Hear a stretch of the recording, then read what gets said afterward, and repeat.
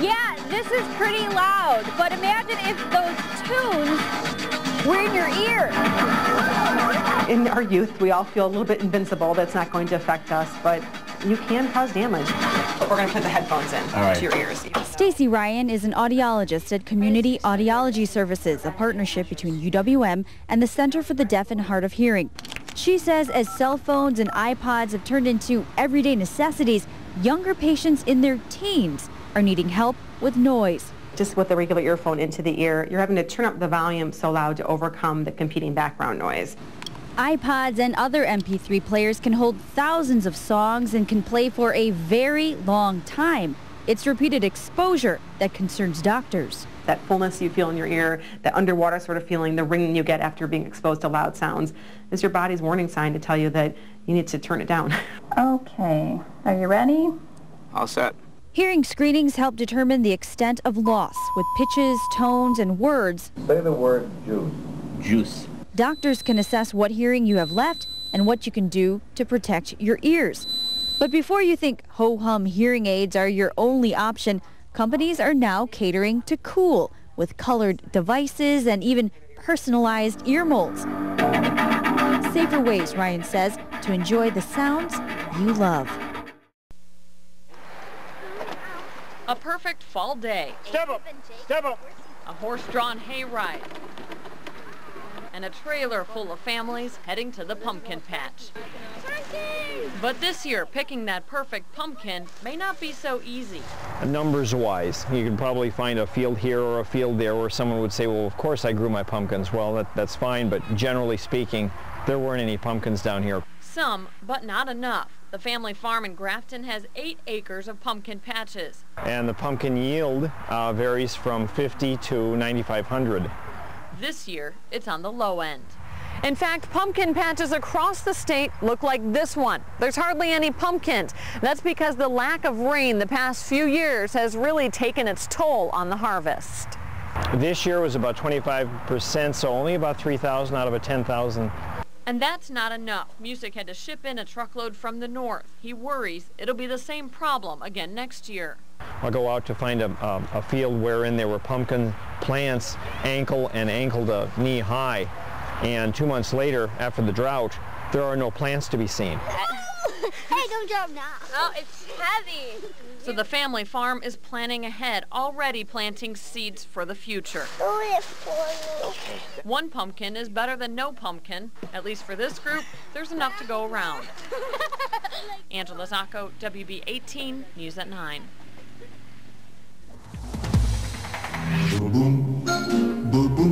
He's wanted for aggravated battery with a weapon, first-degree reckless endangerment with a dangerous weapon. Santa baby. Sydney Graham may as well try to sweet-talk Santa for a break because the U.S. Marshals and Kenosha police are pretty sour with this 24-year-old. He's on their naughty list. We have an individual out there who we consider still armed and dangerous. Sydney Graham has a criminal history dating back to 2001. Now, a judge didn't dole out gifts, rather various jail sentences for fleeing an officer, obstruction, guns, and drugs charges. Santa baby, a 54 convertible to light blue. Oh, and he doesn't steal the convertible, just often drives it without a license. Amidst a season when lists are so prominent, another one, not from Kris Kringle, from Wisconsin's Circuit Court records. He's also known as Sidney Fonder, Sidney Gardner Jr., Sidney Graham, G-R-A-M, Sidney Graham, G-R-A-H-A-M.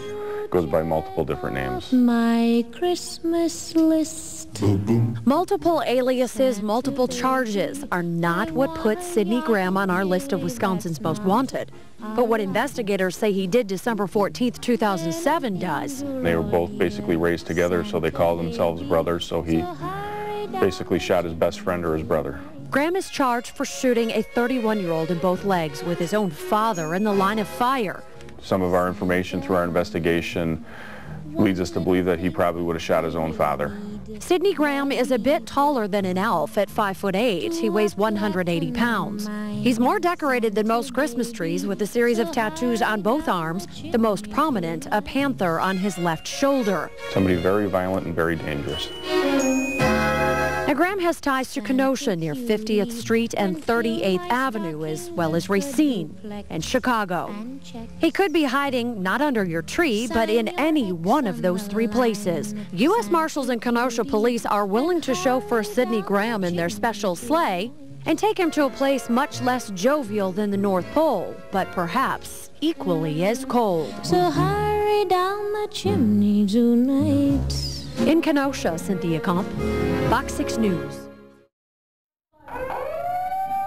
Staff and students, at this time we are practicing our tornado drill for Tornado Awareness Week.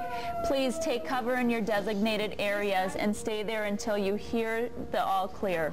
Walking feet, thank you.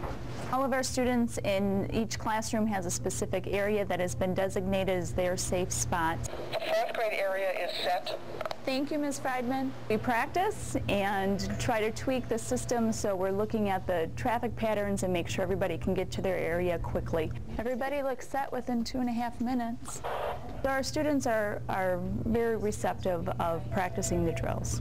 It was very simple. You go on your knees, your head faces your knees, and then you put your hands over your head like that.